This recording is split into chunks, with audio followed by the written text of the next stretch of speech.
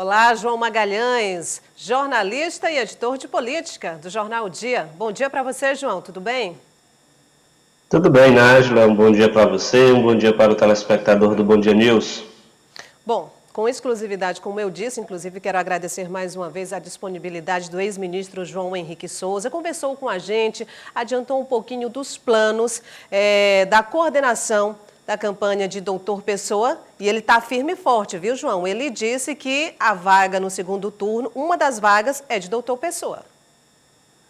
Chama a atenção esse otimismo do Dr. João Henrique Souza, ele que é um dos principais nomes, né, quando a gente pensa em MDB no Piauí, obviamente que já vem a imagem de João Henrique Souza.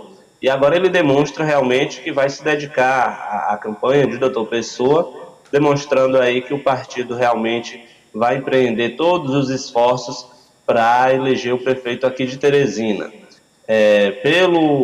Pela análise que João Henrique Souza faz dessas eleições, o MDB aí, com o nome do doutor Pessoa, teria essa vaga garantida no segundo turno com base nos últimos pleitos. Doutor Pessoa foi o segundo colocado nas eleições para prefeito em 2016. Em 2018, concorreu ao governo do estado e teve uma votação satisfatória aqui na capital também, ficando em segundo lugar, à frente do candidato do PSDB, e uma distância razoável, né, do primeiro colocado, que foi o Wellington Dias. Essa distância não foi muito grande. Além disso, todo mundo sabe que o Dr. Pessoa é uma figura bastante popular, e o MDB demonstra aí que tem interesse em trabalhar pontos, né, da imagem do Dr. Pessoa que possam favorecê-lo aí na eleição desse ano. O certo é que a entrada de João Henrique Souza como coordenador da campanha agrega bastante experiência. João Henrique Souza já foi secretário de administração, de educação aqui em Teresina, portanto conhece a cidade, e a principal questão é essa: demonstra que o MDB realmente vai priorizar e empreender esforços na campanha eleitoral aqui em Teresina. João Henrique, inclusive, citou aí durante a nossa conversa, João, algumas características próprias de Doutor Pessoa, que são bem conhecidas, não só pelos teresinenses, mas por outros piauienses que também conhecem Doutor Pessoa. E ele disse, inclusive, que lembrou outros pleitos que Doutor Pessoa participou. E agora ele disse que ele está no momento certo, no lugar certo, ou seja, a hora agora é do doutor Pessoa. O que você poderia destacar de diferencial em relação a outras disputas eleitorais que ele já participou? Olha, Nájila, quando a gente observa esse cenário de pré-campanha, essas eleições de 2020, ela tem um diferencial das de 2016. É bom lembrar que a última campanha para prefeito tinha apenas dois, né? Não teve segundo turno, exatamente porque eram apenas dois nomes que estavam ali mais fortes disputando as eleições, que era o Firmino Filho e Dr. Pessoa. O PTB lançou, né, um terceiro candidato, que até começou ali na casa dos 10, 12% nas pesquisas, mas quando chegou realmente a eleição ficou na casa dos 4%, o que não contribuiu para a realização do segundo turno.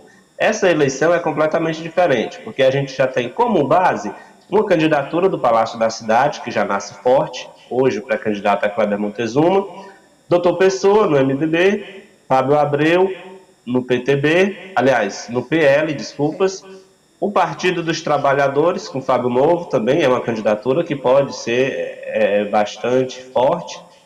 E ainda tem a questão da possível entrada de João Vicente Claudino nesse cenário. Ou Temos seja, também se a Simone gente. Pereira, do PSD, João. Sim, que é um partido que também é forte aqui na capital. Ou seja, a gente tem hoje uma base de 4 a 5 pré-candidatos que realmente demonstram estar ali naquele primeiro grupo, né? No primeiro, vamos dizer, no primeiro pelotão, na corrida pela prefeitura.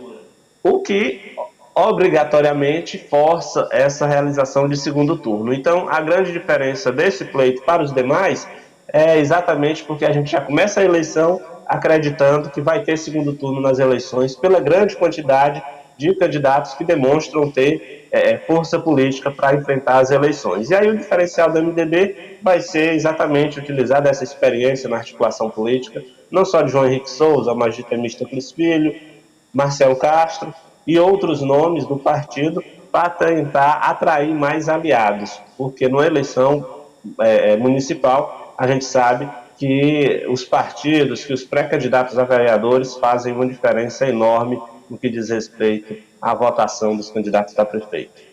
Pois é, momento dos partidos apresentarem, procurarem quem ainda não tem de fato concreto, procurarem apresentarem seus coordenadores.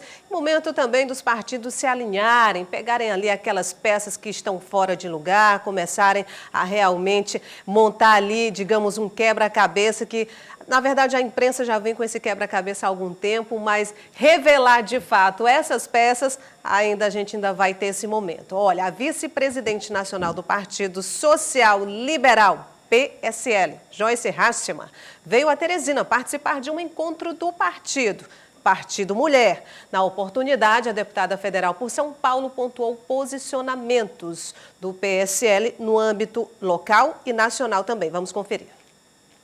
PSL em busca de mais espaço na gestão pública de Teresina e do Piauí.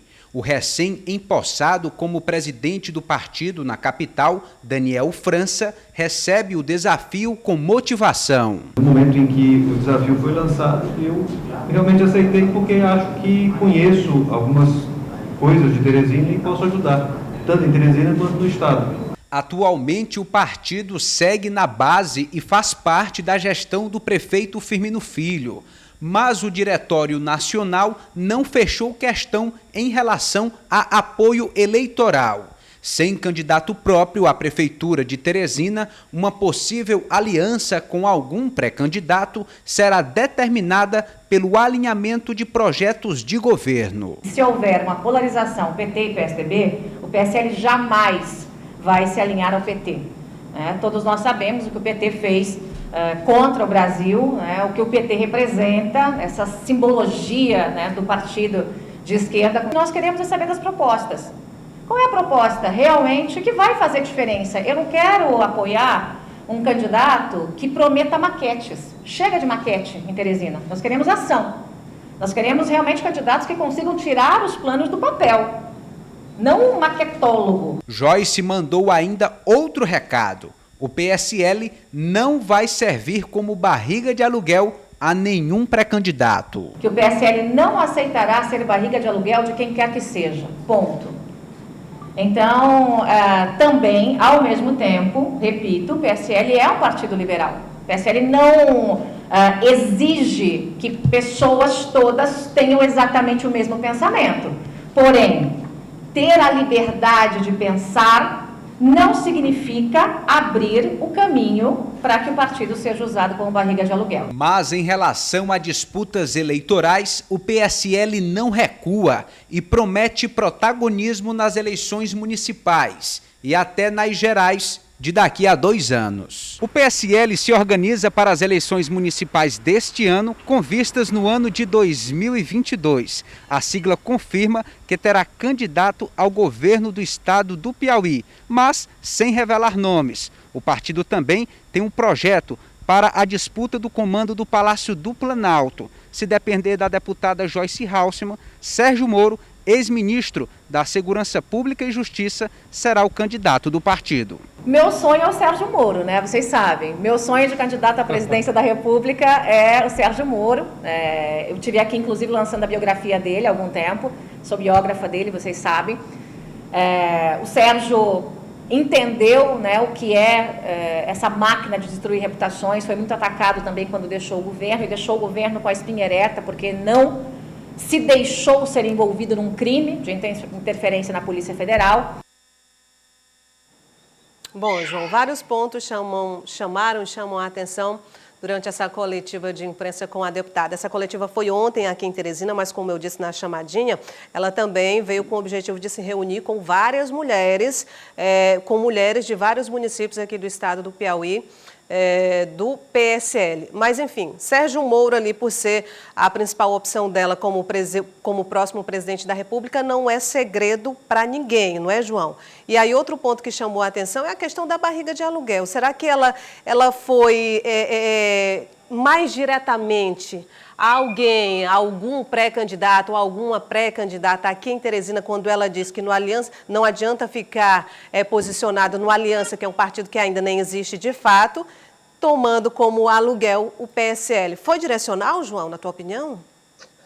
Acredito que sim.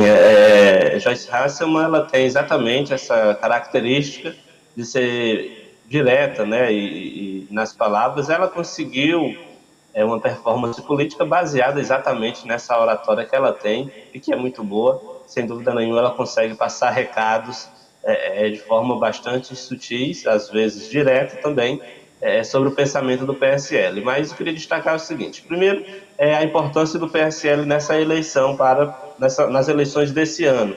O PSL, apesar de não ter aqui em Teresina um grande número de vereadores, enfim, não ter aí grandes nomes no partido, o PSL tem a segunda maior bancada no Congresso Nacional. Isso faz com que o partido tenha também o segundo maior tempo, né, de propaganda na televisão. Portanto, todos os partidos normalmente querem o apoio do PSL, exatamente porque para onde o PSL for, o candidato a prefeito terá aí um tempo muito grande de propaganda, o que pode, sem dúvida nenhuma, fazer a diferença, principalmente no caso de candidatos que não são muito conhecidos para a população, né? Isso é um dos, vamos dizer, um dos pontos fortes do PSL. Quanto à fala de Joyce, de que o PSL não vai ser barriga de aluguel, eu diria que há, no momento, uma discussão entre o Diretório Nacional do PSL, que é quem vai realmente definir isso. Há sinais, pelo menos a imprensa nacional, dá conta de que o presidente Jair Bolsonaro, que está articulando a criação do Aliança pelo Brasil, tem realmente estreitado o relacionamento com Luciano Bivar, presidente do PSL. Isso ajudaria o governo, porque o governo contaria com os votos do PSL no parlamento. E também ajudaria o presidente Jair Bolsonaro, porque hoje os bolsonaristas filiados ao PSL, e aqui no Piauí a gente tem um caso emblemático, né, que é da advogada Rubenita Lessa, elas teriam aí as condições de se candidatar a vereadora no PSL e depois migrar para o Aliança. Então eu diria que esse assunto ele vai ser muito mais decidido em âmbito nacional. E aí é claro que a deputada Joyce tem força suficiente para opinar na costura, né, dessas conversas, no restabelecimento dessas pontes entre o governo e o PSL, mas o PSL tem como característica ser bastante ter o poder, ter o controle centralizado na figura do então presidente Luciano Bivar. João, aí a gente já fica imaginando logo o futuro, porque Sérgio Moro também já demonstrou em algum momento predileção pelo PSL, assim como o Joyce também já demonstrou por Sérgio Moro. E aí, se houver de fato essa reaproximação de Bolsonaro com o PSL, como será esse futuro, hein, nacionalmente falando? Olha, Nájila, eu diria que seria um dia de cada vez, né? Essa aliança entre Bolsonaro e PSL, ela pode ser muito boa para os dois nas eleições municipais. Passadas as eleições municipais, aí todo mundo senta de novo, aí começam a brigar, ou então vão se aturando, né? Como se diz como se diz aqui no Piauí, eles vão se aturando até onde der, e aí até chegar aquele momento em que realmente já todo mundo vai pensar em 2022 e cada um segue o seu caminho. Sérgio Moro também tem outros partidos que estão lhe convidando, como o Podemos, por exemplo, é um partido hoje muito próximo de Sérgio Moro, tendo em vista que é presidido por Álvaro Dias, amigo pessoal do ex-juiz. Então, eu diria que os partidos vão vivenciar um dia de cada vez. Agora, não há dúvidas de que um restabelecimento da relação entre Jair Bolsonaro e PSL está a caminho e é favorável para os dois. Então, provavelmente, a gente vai ter nessas eleições municipais uma bandeira branca, né, entre Jair Bolsonaro e PSL, que pode repercutir nos estados. Olha, após um episódio, tenho certeza que não só você, mas muitos piauienses acompanharam, envolvendo violência policial em São Paulo, onde uma mulher foi imobilizada por um PM com a pisada no pescoço, o governador João Dória anunciou que, a partir do dia 1º de agosto, policiais passam a usar câmeras acopladas em suas fardas. Como a situação, João, repercutiu em todo o país, eu pedi a opinião de quem entende do assunto, o deputado estadual e coronel da Polícia Militar no Piauí, Carlos Augusto. Eu acho que o trabalho que presta a Polícia Militar de São Paulo, a Polícia Militar de todo o Brasil, de todo o estado, de todos os estados brasileiros, ela é um trabalho grandioso e muitas vezes não reconhecido. Eu vejo como uma forma até de preservar a ação do policial.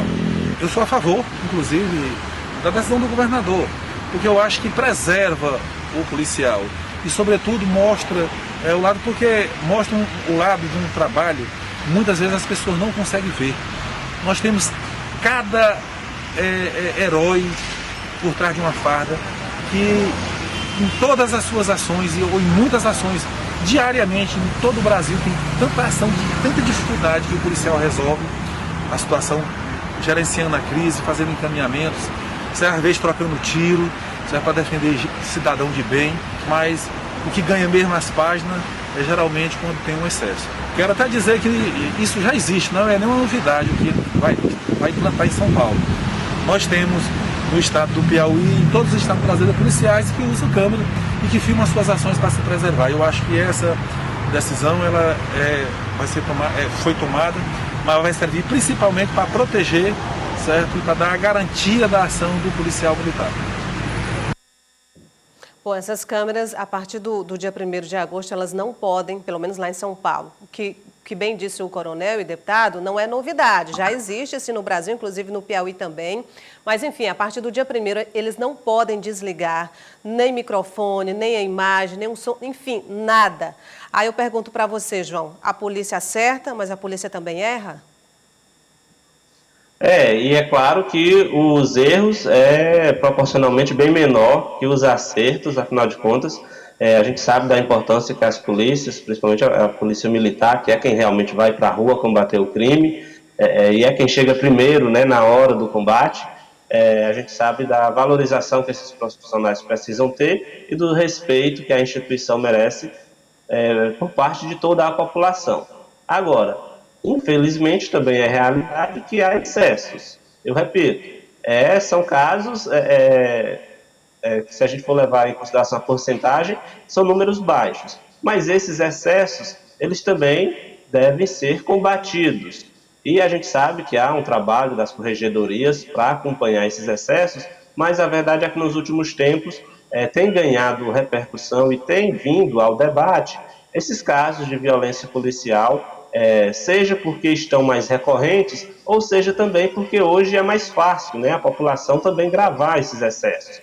Hoje, se você estiver em um espaço aberto, em um espaço público, na hora que chega alguma equipe da polícia, é natural que as pessoas queiram filmar abordagens. Então, consequentemente, a gente tem um maior número, né, de registros desses excessos.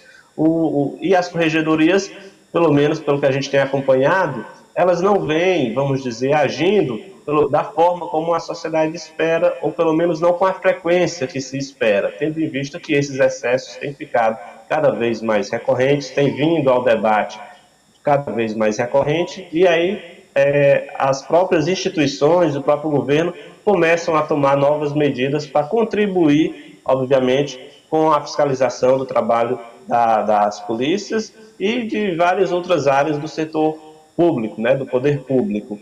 Então é importante que a gente acompanhe essas medidas. O coronel Carlos Augusto, como você falou, é alguém que tem muita experiência, já comandou a Polícia Militar, ele é favorável a essa proposta, então a gente entende que qualquer proposta que venha também no sentido de dar mais transparência ao trabalho do poder público, neste caso da Polícia Militar, ela é importante sim, e que a gente possa evoluir nesse debate, reconhecendo, claro, que os excessos são em números pequenos, se a gente for levar em consideração o trabalho que a Polícia Militar faz e o respeito que a instituição merece. O certo é que a gente espera que essa medida também traga bons resultados na fiscalização do trabalho para aquele profissional que venha a cometer excessos. E aí vou completar concordando, claro, com você. Existem os excessos, mas deixando bem claro que a polícia, principalmente a polícia aqui no Piauí, acerta. Ela está aí para defender a sociedade, o que seria, né, de nós sem o trabalho da polícia militar.